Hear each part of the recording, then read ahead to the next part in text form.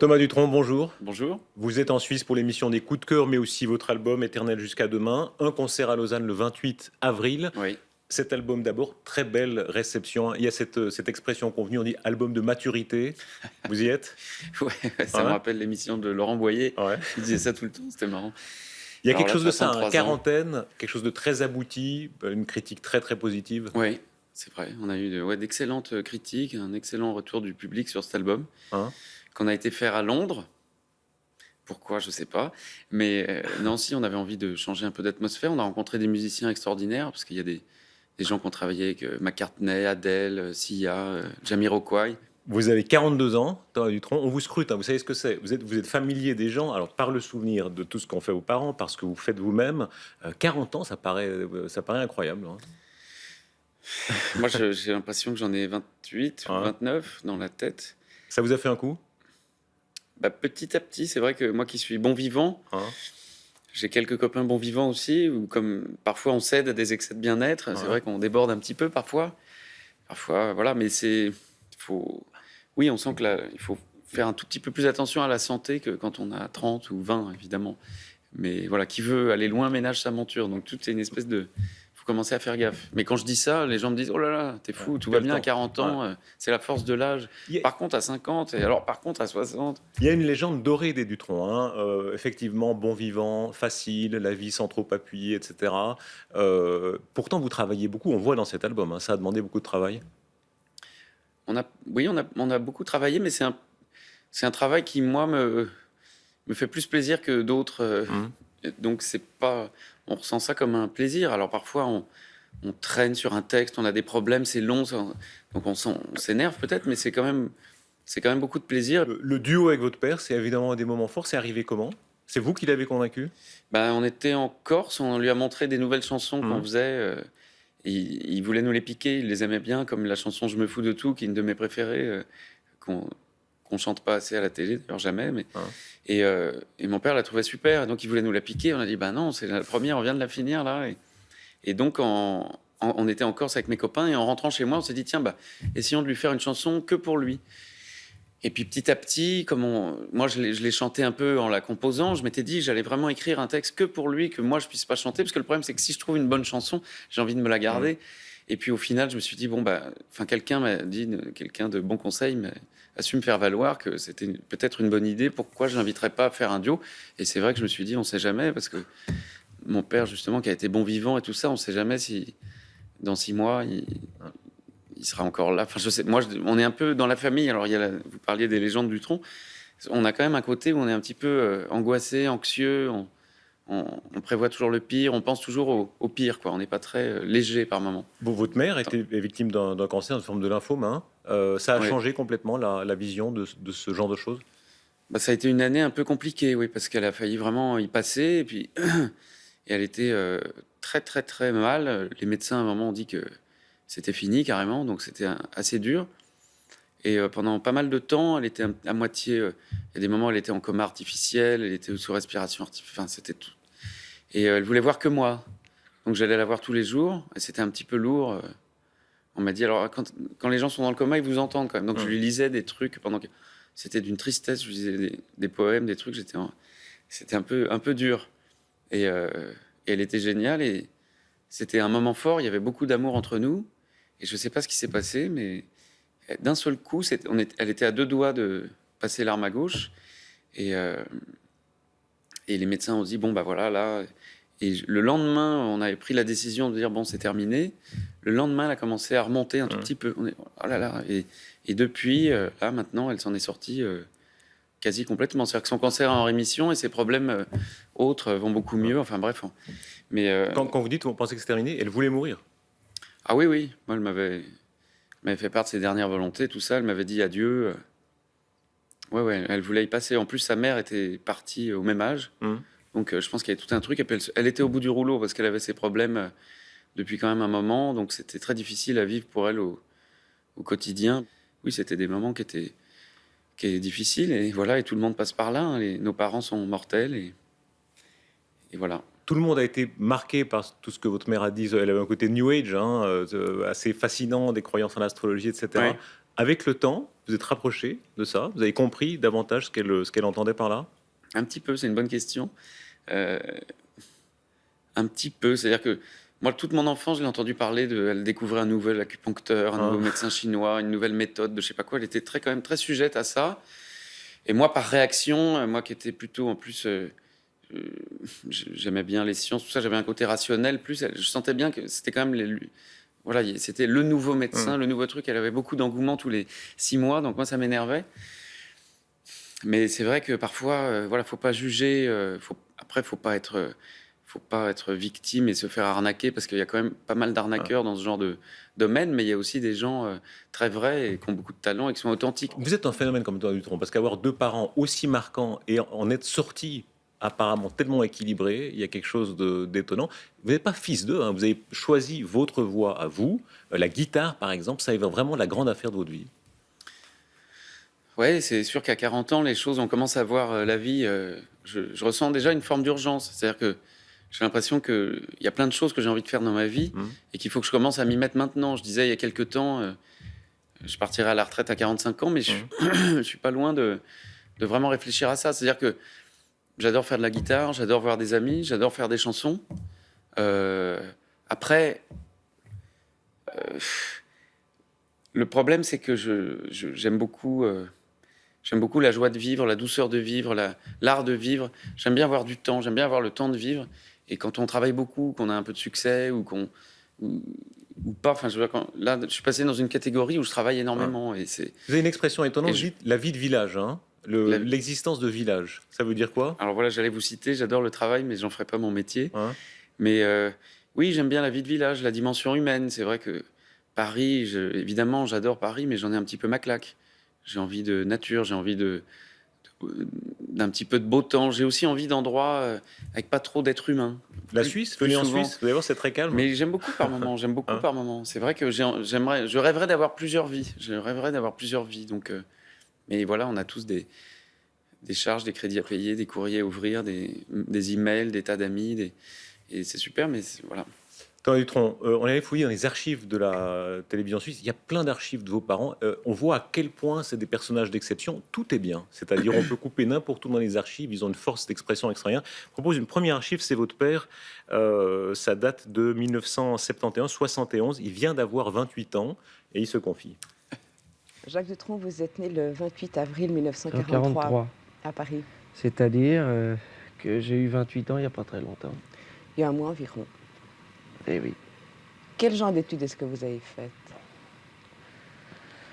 J'ai fait des études fort brillantes.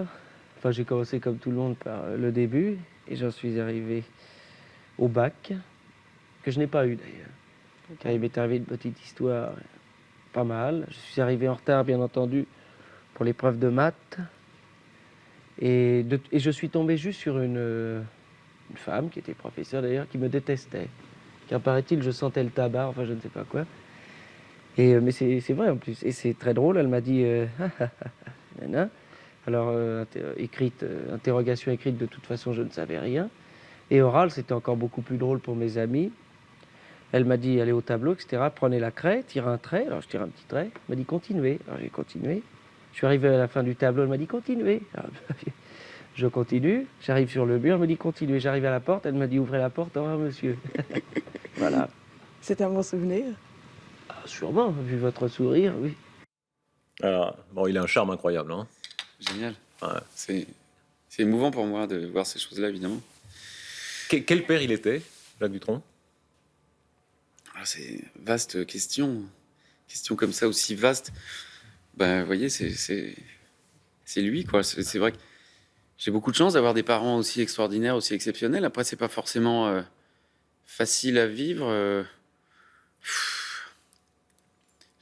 Il y avait il y avait un revers de la médaille parce que évidemment des parents intelligents, si brillants, beaux, minces, élégants, dandy, enfin tout ça, on se dit il y a forcément aussi un revers. Il y en avait un. J'ai du mal à.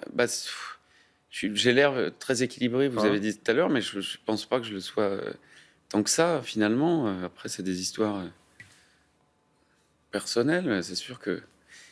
Mais j'aime bien, voilà. Mes deux parents, c'est sûr, sont pour une part très importante de ce que je suis aujourd'hui. Pour toute une génération, il représentait vraiment un couple fascinant, hein, une espèce de liberté, le fait de vivre séparément par moments, etc. Vous étiez conscient de ça déjà à l'époque, que ça Non. représentait? Pas du tout, mais j'ai aussi l'impression que c'était quand même une autre époque. Hein. Ouais. C'est-à-dire que la les images étaient belles, la Ouais. musique était belle, les Ouais. gens étaient beaux, Ouais. tout Leur était- expression il y est avait pas de soignée, hein. On se chômage. faisait on se faisait la réflexion, leur expression est même un petit peu pas de désuète chômage. parfois. Oui, Ouais. mais il y a pas, oui, pas de chômage, pas de. Bon, il y a eu des soucis comme ça. Hein, Ouais. c'était pas rose, mais enfin, C'était la parenthèse enchantée. Certains les gens appelaient ça croyaient au comme ça. communisme. Il y avait Ouais. il y avait des idéaux, il y avait des intellectuels. Les gens lisaient beaucoup. Il y avait quoi? Il y avait une chaîne de télé ou deux. Hum. Euh, il y avait une culture, il y avait une langue, il y avait une littérature qui était extraordinaire. On venait d'aller sur la Lune. En Angleterre, enfin, tous les mois, il y avait, tous les 6 mois, il y avait un groupe comme les Beatles ou les Stones qui sortaient, Jimi Hendrix. Là, aujourd'hui,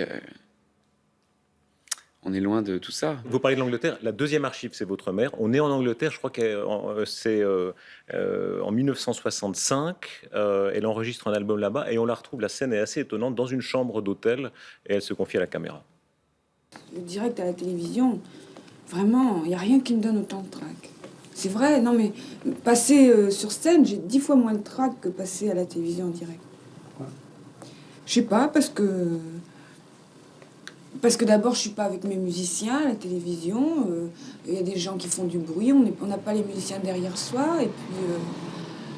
Et puis si c'est pas bien, c'est très embêtant. Alors que si c'est pas bien, si on fait une petite faute, si on a un petit chat dans la gorge sur scène, c'est pas grave, ça se rattrape. Et puis les gens, ça les fait rire. Mais là, on sait qu'il y a des tas de gens qui regardent. Ça me... Oh là là, genre de ça. Et à chaque fois, je dis à chaque émission, j'en fais pas beaucoup d'émissions de direct, mais à chaque fois, je dis c'est la dernière fois. Puis c'est jamais la dernière fois.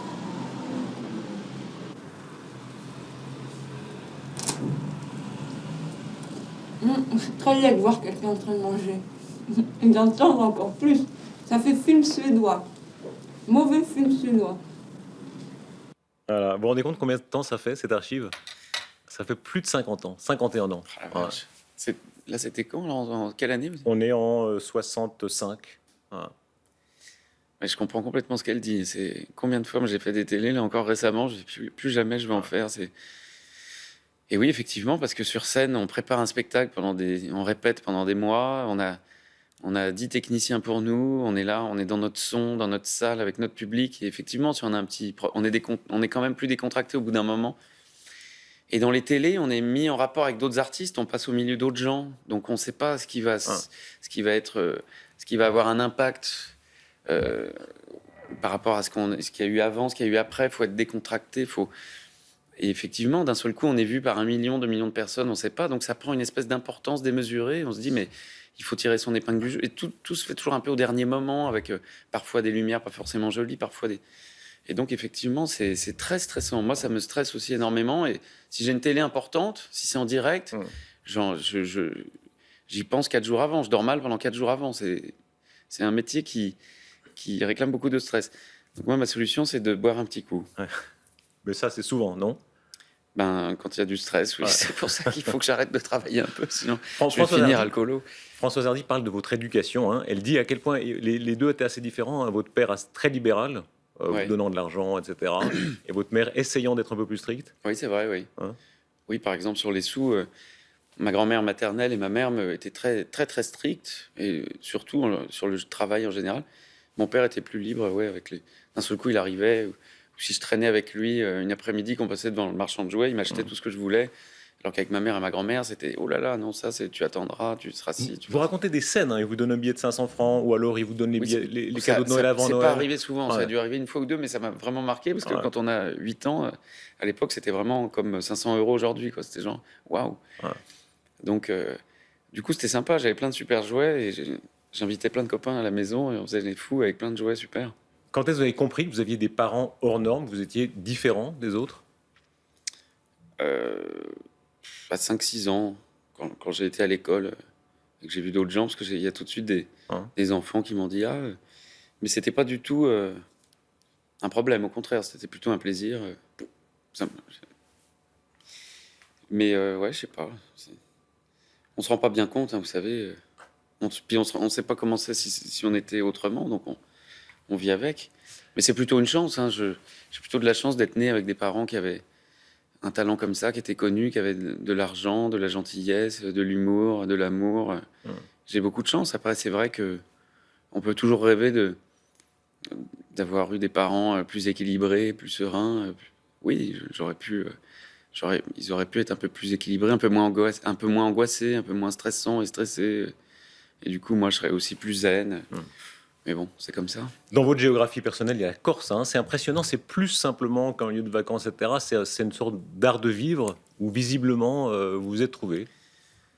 C'est devenu un rêve maintenant, parce que maintenant, quand j'y retourne, ça ressemble plus à la Corse que j'ai vécue quand j'avais 20 ans, 25 ans, où je passais mes journées à faire de la guitare sur la plage, en gros. Ça, c'était le paradis. Hein. Ça, c'était le paradis. Maintenant, j'y vais, les jours sont comptés, les plages sont bondées. Quand j'y vais, je suis épuisé, donc c'est plus le temps de vivre. Et c'est genre, vraiment, j'ai l'impression de sortir d'une maladie et d'être en, comment on appelle ça, en convalescence. Quand j'arrive là-bas, c'est plus tellement le...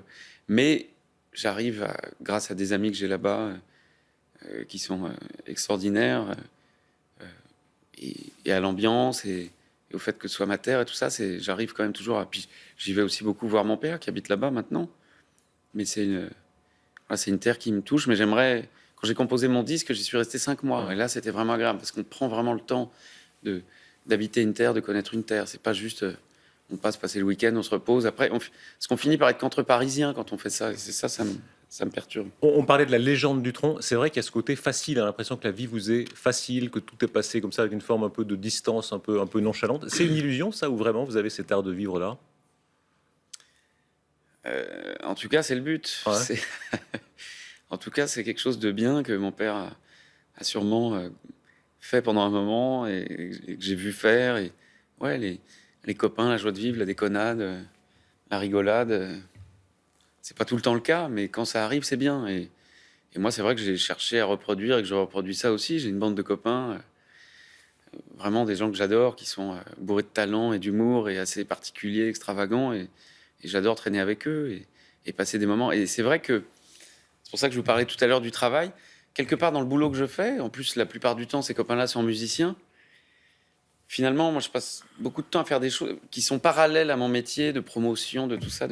Et en fait, quand je suis avec les copains, on finit par travailler et c'est là les meilleurs moments. Et ça, je sais que je le fais pas assez. Donc voilà, la rigolade entre copains qui débouche sur le travail, c'est un petit peu mon but. Il y a quelques personnages qui traversent vos souvenirs. Gainsbourg, c'est très impressionnant. Hein. C'est vraiment un personnage modèle presque. On parlait d'art de vivre, dans l'élégance, dans la création, qui vous a vraiment marqué. Je m'en rends pas trop compte. C'est vrai qu'on m'en parle beaucoup parce que voilà, je sais pas que c'est comme ça. Moi, j'ai jamais voulu en parler vraiment. Avec le temps, maintenant, je m'en fiche, mais je voulais vraiment laisser ça secret. Je voulais pas parler de Gainsbourg pour faire parler de moi ou quoi. Mais oui, c'est vrai que mes parents, c'était un petit peu le seul ami proche qui était connu aussi, qu'on voyait souvent. Il faisait un petit peu... Enfin, oui, mes parents le voyaient très souvent. C'était quelqu'un de très proche de la famille, très proche de ma mère et très proche de mon père, de manière assez différente. Donc, je l'ai connu depuis que j'étais tout petit. Et quand j'étais ado, il m'invitait à dîner de temps en temps, tout seul ou avec des copains. Enfin, c'était... Et oui, mais malheureusement, j'étais trop jeune. Alors, quand on a 14 ans, on est quand même qu'un petit gars, qu'un petit con. Et donc, on comprend pas tout. Mais c'est vrai que j'ai comme ça des souvenirs, des parfums, des atmosphères, son extrême élégance, son humour, sa tendresse aussi. Enfin, je sais pas, des choses comme ça qui me restent. Et je regrette tellement qu'il soit parti. Évidemment, on se rend pas compte. Je savais qu'il était exceptionnel, mais... Il vous apprend votre première cuite. Hein. La scène est très jolie. Je crois que vous êtes tout gamin, vous avez 11 ans. Et il vous saoule discrètement au champagne. Ouais, voilà, j'ai raconté ça de temps en temps. C'est vrai que c'est marrant. Ce qui est drôle, c'est que on était dans un resto chinois et il me passait des coupes de champagne comme ça sous la table. Je pense que mes parents ont dû quand même voir au bout d'un moment, je sais pas. Mais du coup, j'ai fini sous, j'ai dû en boire 3 ou je sais pas. Et en sortant du resto, j'ai dit à ma mère, comme je comprends papa. Donc, bonjour la réputation d'alcoolo.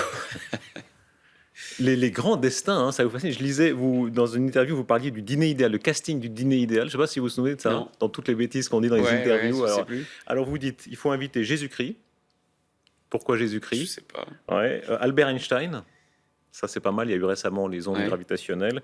Winston Churchill, Léonard de Vinci, tous des très grands destins. J'étais en forme quand j'ai dit Ouais. ça. Donc, je sais pas, oui, bah, ils sont pas mal quand même. Ils doivent être intéressants. Les très grands talents, ça vous fascine? Vous vous posez la question de parfois si vous êtes de ceux qui ont ces très grands talents? Ah, bah, ça, je sais que j'en fais pas partie. Hein. Ça, c'est. Je le sais, mais De après, fait, ça marche très bien pour vous. on est toujours. Il y a toujours plus fort que soi. Il y a Mhm. toujours plus beau, plus fort, plus doué, voilà, plus malheureux. Plus il y a. Voilà, faut relativiser les choses. Hein. C'est sûr que moi, j'ai jamais été complexé par mes parents. J'ai eu une enfance plutôt. J'étais bon en classe, j'avais des bons copains, tout se passait très bien. Après, c'est vrai que je me suis retrouvé à l'université, j'avais des projets pour mon futur et qui ne sont pas déroulés vraiment comme je l'aurais souhaité. J'ai eu 2 ans où j'étais un petit peu en flottement, un petit peu en déprime. Et pendant une année, ça m'a quand même assez frappé de me dire, oh là là, mais mes parents, quand même, c'est fou ce qu'ils ont réussi dans la vie. Et ça m'a profondément, j'étais un petit peu déprimé à un moment de me dire, mais qu'est-ce que je vais devenir, qu'est-ce que je vais faire? Et vous arrivez à Quand j'ai éviter trouvé la guitare, ça m'a Ouais. justement fait beaucoup de bien parce que ah bah, plus je travaille, plus j'aurai quelque chose entre les doigts, un savoir-faire Ouais. artisanal, quelque chose. Et puis, j'ai rencontré, en écoutant comme ça, Brassens, Hendrix ou Django Reinhardt, où là, finalement, c'est des gens qui sont encore plus forts que mes parents. Enfin, c'est ridicule. Mais voilà, donc c'est après, tout est relatif, quoi. Il Mais y a c'est ces vrai que moments extraordinaires où, à la guitare manouche, vous passez des années, hein, vraiment des années de formation, jouer dans les bars, etc. Ça a été un très long travail. ah bah oui, oui, c'est vrai que c'est le style de guitare qui m'a le plus plu. Après, moi, je suis pas spécialement doué. Je suis pas doué non plus. Hein, je suis Hein. pas mauvais, mais je suis Apparemment, oui, quand même. Non, ça va, mais je veux dire, je connais des doués, je connais des génies. C'est génial, quoi. C'est vrai que j'aurais rêvé d'être comme ça. Et c'est ça qui me fascine, d'ailleurs, dans ce milieu de guitare et de guitare manouche aussi, c'est qu'on a la chance en France et dans les pays frontaliers, parce que les manouches habitent en Europe, voilà, un petit peu, enfin, Allemagne, Hollande, Belgique, tout ça. Il y a vraiment des guitaristes manouches qui sont géniaux. Et quand j'ai découvert ça, moi qui étais fan de Django, je me suis dit, mais quelle chance on a, parce que finalement, on est tous fans de musique anglo-saxonne et on écoute que de la musique qui vient finalement un peu du blues et des guitaristes black américains du Mississippi. Et je me suis dit, putain, mais en France, on a vraiment des gens qui mélangent un savoir vraiment d'ici, quoi, de Django, de musette, de jazz, de tzigane. Donc il y a vraiment tout un domaine comme ça qui m'a vachement intéressé. Je me suis dit, avec mon nom de famille, je peux peut-être mettre un coup de projecteur comme ça sur tous ces grands guitaristes en faisant je sais pas quoi. Et c'est vrai que j'ai beaucoup travaillé. Et je commence à finir par de temps en temps faire un solo qui me convient. Sur l'album, j'ai fait 2-3 solos dont je suis assez fier. Mais je vous ai dit, j'ai invité aussi des grands, Angelo Debar, Rocky Gresset, qui ont fait des solos fabuleux. Mais voilà, j'arrive à. Ce qui est important, c'est d'être soi-même. Ça, c'est ma mère justement me le disait souvent. C'est pas de se comparer. Ce qui est important, c'est de faire des efforts, de progresser, de se dépasser.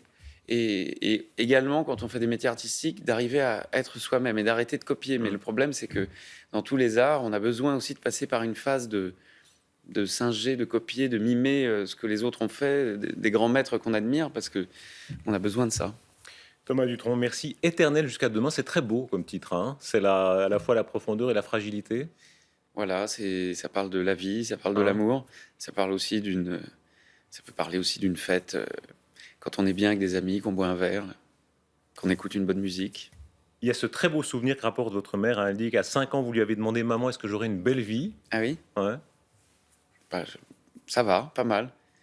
J'avais envie de dire un truc moins profond, mais je voulais dire aux gens, s'ils écoutent l'album, oui, d'essayer de l'écouter en vrai, quoi, soit en vinyle, soit en CD, Ouais. parce que j'essaye de lutter un tout petit peu contre le MP3 et même le format d'iTunes sonore qui est un peu mieux que le MP3. On perd quand même vraiment beaucoup de choses. En tout cas, dans l'enregistrement que j'ai fait à Londres avec des super musiciens, des super sons, on perd tellement d'âme et d'émotion avec ces compressions numériques, hélas. Voilà. Thomas Dutronc, merci. On vous écoutera. Éternel jusqu'à demain, votre album. Rendez-vous dans l'émission Les Coups de cœur sur notre antenne. Et puis, vous serez en concert à Lausanne le 28 avril. Et oui, j'adore Lausanne. À bientôt. À bientôt, merci. Merci.